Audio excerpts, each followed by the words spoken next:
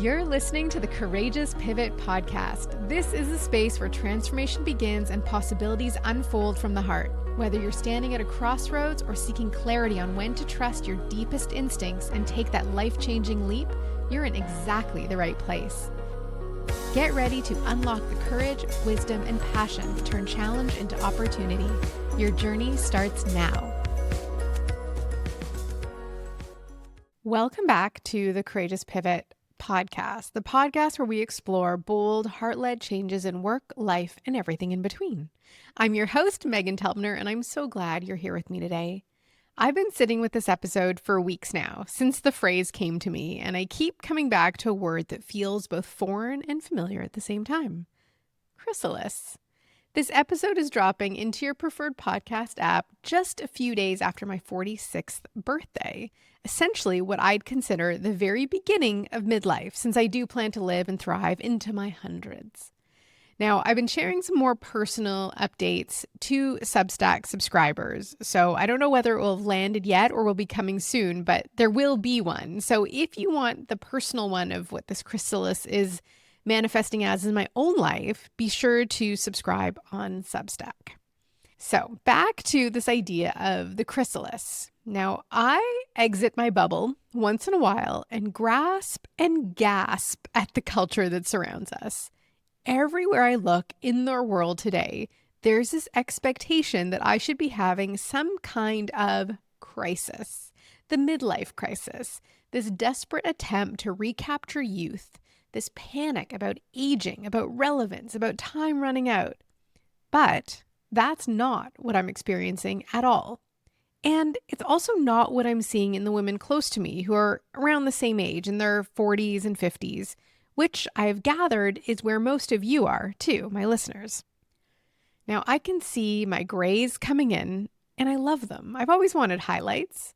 The crinkles getting deeper around my eyes are from laughter, not sadness. The shift in how my body feels in the morning is noticeable, though I'm also lifting heavy, so maybe that's it. All of it is reminding me how strong I am. We are, of course, always growing and shifting, always aging, always getting closer to the end of our life. That's just a reality, a fact. And I feel no resistance to this. I have no interest in hair dye or fillers. I barely can care to put on makeup, to be honest. In this process of pivot, growing out my hair, releasing the fear of being seen exactly as I am, as we talked about in episode 19, all of it has been from a deep and grateful acceptance for where I am today, aging gratefully, as it were. For me, at least, this is the best stage yet. What I'm witnessing in myself and in so many others feels less like a crisis and more like an awakening. It's not a breakdown, but more of a breakthrough, a boldness that's taking over. The only thing ending are ways of being that I'm relieved to be leaving behind, and something that feels far more meaningful and profound is now beginning. Today, we're talking about what I'm calling the midlife chrysalis, the complete opposite of a midlife crisis. It's what is feeling like a sacred transformation that happens not because life is falling apart, but because we're finally ready to become who we were always meant to be. So, about that crisis myth we've been sold. We live in a culture obsessed with the idea of this midlife crisis.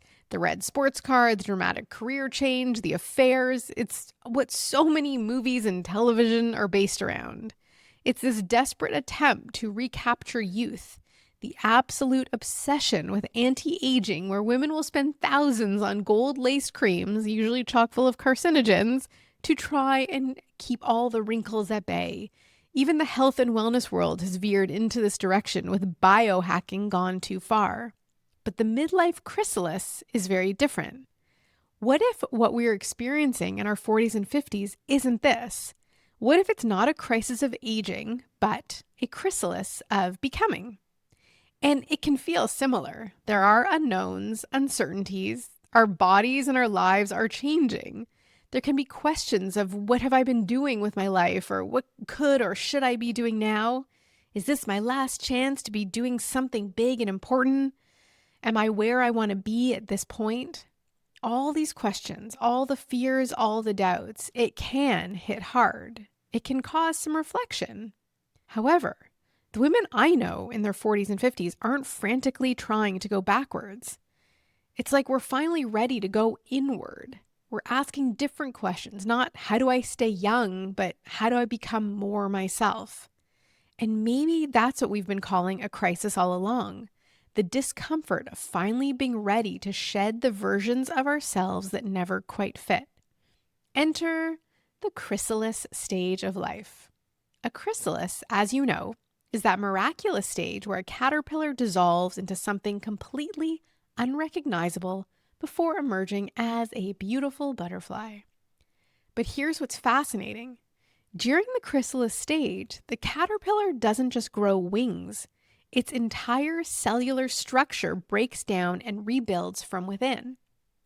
That's what's happening to so many of us in midlife as we navigate these courageous pivots. We're not just adding new skills or changing our hair color. We're undergoing a fundamental transformation at the cellular, spiritual, and energetic level.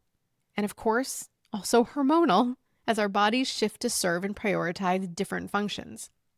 Unlike the caterpillar, we get to, or maybe have to is a better way to say it, but we get to stay conscious through our metamorphosis. We get to participate in our becoming. This is the path of the pivot, the shift. And this transformation requires something radical. We have to be willing to let the old version of ourselves dissolve. I've spoken about this in episode 18, about grieving who we once were. We have to trust the process, trust that even through this messy, challenging, meandering middle, that what emerges will be more beautiful, more authentic, more aligned than what we're releasing. That we can find and will find ourselves in this process, who we are now, today, is a big part of trusting the leap. But oh boy, that body does start speaking loudly, doesn't it? Here's something I've noticed, and maybe you've experienced this too. Through this process, or maybe just at the outset, our bodies stop being polite about misalignment. In our 20s and 30s, we could push through, and most of us did. I know for myself, I went hard. I worked 7 days a week to build my business. I had the oomph, or maybe disassociation, to film 2 full courses in a day. I would have dinner at 9 o'clock on the regular. In our youth, we could override our body's signals. We could function on adrenaline and ambition and sheer will. Our bodies would whisper and we'd turn up the music and dance more. But we can't anymore. Maybe it's having children a little later or the passage into our 40s, but the whispers we could distract ourselves from soon become shouts. The chronic fatigue that no amount of caffeine can fix. The digestive issues that seem to have no clear cause, the insomnia, the anxiety, the depression, the shift in our weight, the autoimmune conditions, the mysterious aches and pains that doctors love to dismiss as just getting older. But what if it's not just aging? What if these symptoms are our body's way of saying we cannot continue living out of alignment with what we know to be true? What if it's the body saying it's time for that transformation? It's time for the chrysalis. We are taking a brief little pause here because I want to share with you a course I created just for you and just for the courageous pivot process. It is called Rise and Shine, a guided approach to heart-led living and leadership. In this course, I go through a very simple strategy, practical tool to help you learn how to tune into your heart, but not just tune into your heart, how to learn to trust the guidance that you receive. This is about understanding the local intuition, the recognition, remembering what it is you already know, and being able to continually build on the evidence to trust the guidepost that is within each and every one of us. I want you to head over to courageouspivot.com. You can scroll down there and you'll find a link to the course Rise and Shine along with a 30% discount.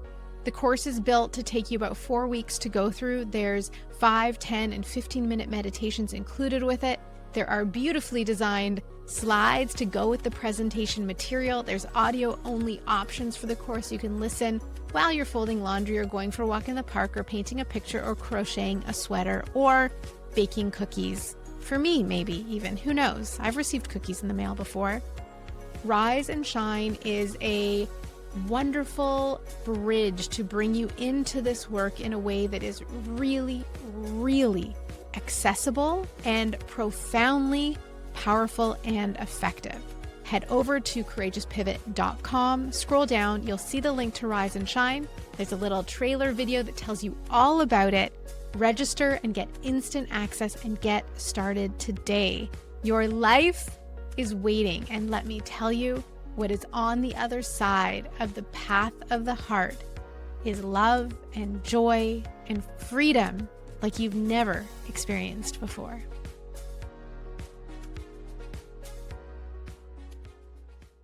I've become fascinated by this connection between physical illness and spiritual misalignment.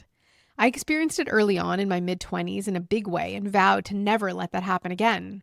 But then it started creeping in the years before I decided to scale down my business.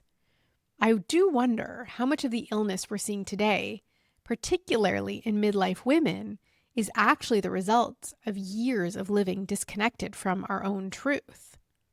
Here's what I know from my years in nutrition and wellness. Anything that arises in the mind arises with sensation in the body. My meditation teacher, Tom Knowles, would say that today's body is a printout of yesterday's mind.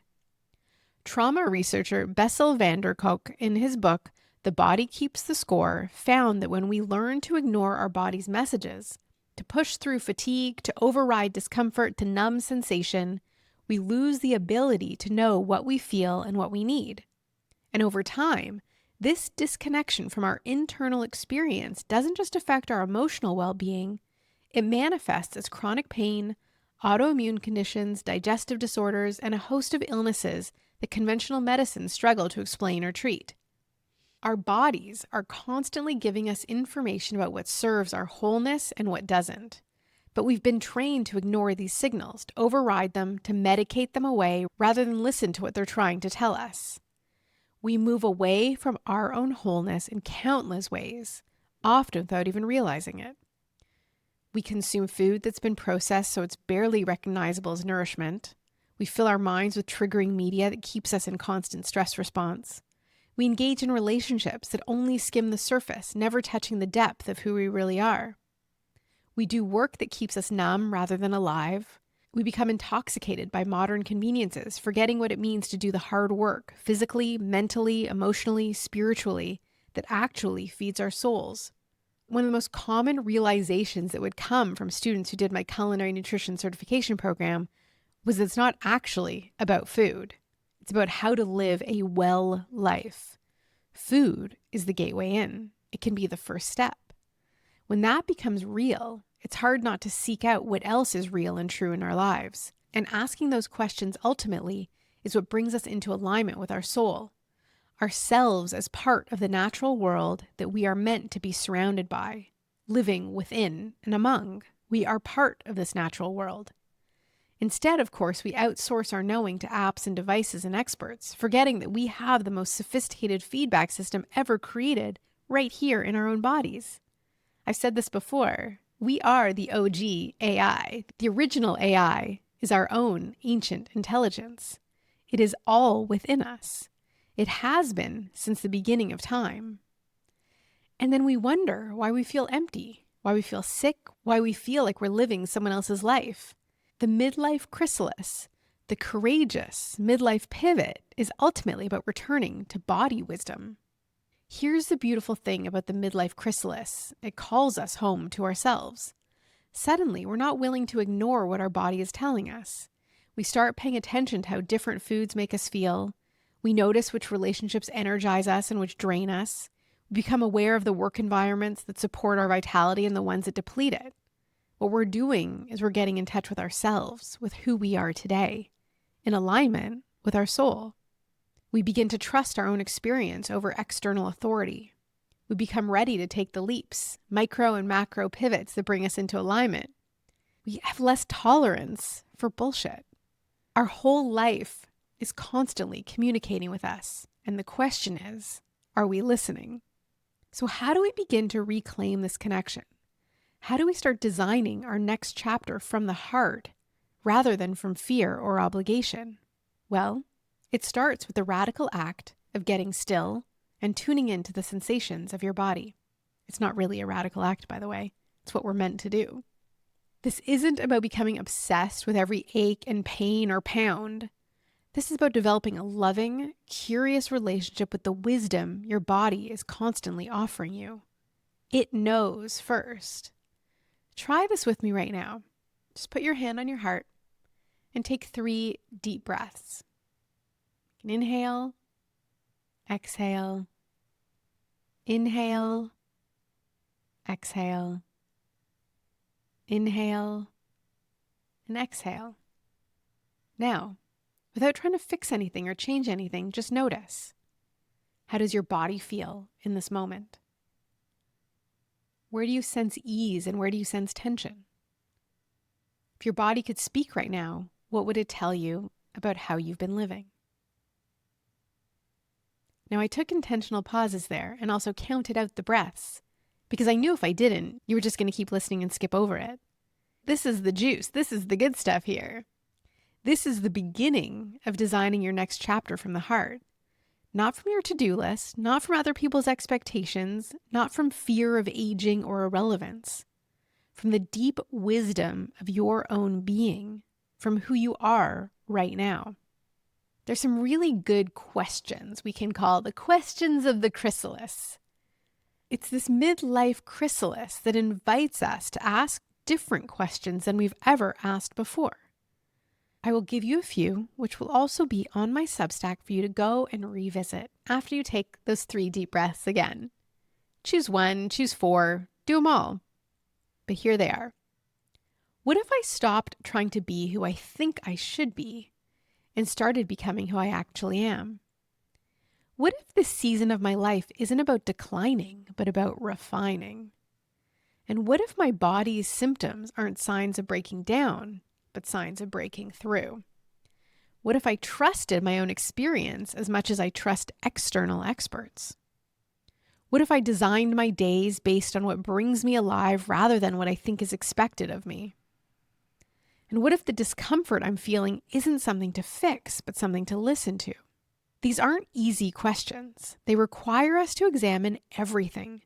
Our relationships, our work, our habits, our beliefs about what's possible for us at this stage of life. Now, therapists, coaches, all these people we have in our lives can be very helpful.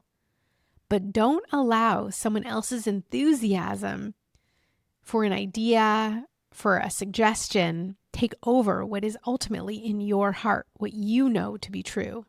When you're working with anyone, be sure that you're leading the conversation with what's real and true for you, not from external suggestions. These questions can also be helpful ones to explore in that setting, but these could be the questions that lead to transformation rather than just temporary change if you're brave enough to follow through and answer them honestly. We are here together on episode 22 of this journey. If you haven't picked it up yet, this work is not easy. It is, however, essential. To move through it, we have to become exquisitely comfortable in the discomfort of the process. The courageous pivot is not comfortable. When you're dissolving old patterns and ways of being, when you're questioning everything you thought you knew about yourself and your life, when you're no longer content with surface-level connections and meaningless busy work, it can feel disorienting. You might feel restless in relationships that once felt comfortable. You might find yourself bored by conversations that used to engage you. You might feel physically agitated by environments that you previously tolerated. This isn't a sign that something's wrong with you. This is a sign that you've outgrown old containers, that you're ready for something deeper, richer, and more authentic. The chrysalis isn't just about becoming a butterfly. It's about having the courage to dissolve into the unknown so that what wants to emerge through you can. So how do you design your next chapter from the heart? In our culture, we are taught to design our lives from the outside in. We look at what's appropriate for our age, our gender, our circumstances. We follow templates and timelines, patterns from family, and other people's definitions of success. But this midlife chrysalis asks us to flip this completely. And this is exactly what a courageous pivot is about. Remember, courage comes from the old French word courage. Has my French gotten any better since the first time I tried this? Remember, it means the heart and the innermost feelings.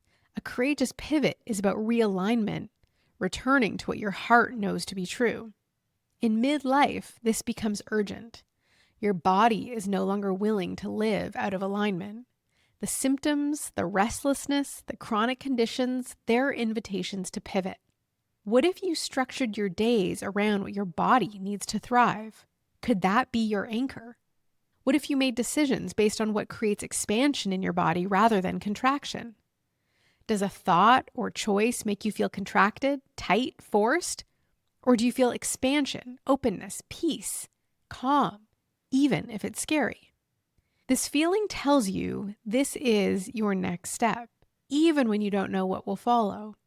So your chrysalis practice is about making body first decisions. A little experiment, if you will, like we talked about in the Immunity to Change episode. So for the next week, I want you to try this simple practice each morning before doing anything else, before checking your phone, before leaving your bedroom if you can. But place your hand on your heart and take those 3 deep breaths and then ask this question. What do I need today to feel most alive? Listen, really listen to what comes, to what your body tells you, what your heart tells you. Maybe your body needs movement, rest, nourishing food, creative expression, time in nature. Honestly, every day it probably does need those things, but we don't listen. But it might also say that today you have the strength for a difficult conversation, or maybe you need some solitude. Honor at least one thing your body asks for each day. This is a micro pivot, a small intentional shift toward greater alignment. You're learning to trust the guidance system you were born with. You're designing your life from the inside out. I've mentioned this before, but if you do want to go deeper, I have that free heart coherence masterclass for you. The link is on my Substack, or go to fun.megantelpner.com/coherence. You get to choose again and again to align with what's emerging rather than clinging to what's dissolving. This is the gift of the midlife chrysalis. Not crisis, but conscious transformation. Not breakdown, but breakthrough. Not decline, but design. Your next chapter is waiting to be written, not from your head, but from your heart. I want to thank you for being here with me today, celebrating what I'll call my birthday episode. And if this episode resonated with you, I want you to share it with someone who needs to hear it. Remember, you're not in crisis. You're in transition. It's the pivot. It's the chrysalis. It's the messy middle and all the muck we have to get through so that we can fall back into alignment with who we are. And we have to trust that what's emerging is going to be more beautiful than anything you can imagine. That is the magic of moving forward into the unknown while tuning in. I want to thank you so much for joining me. I also want to ask that you leave a comment or review, that you subscribe on Substack, that you share this episode with at least 3 friends. That would be awesome. Until next time, I want to ask that you keep listening to your body, trust the process, do that little experiment I asked, and know that your becoming is a process, and the process itself is where the gifts come from. Thank you for listening today, and have a beautiful rest of your day.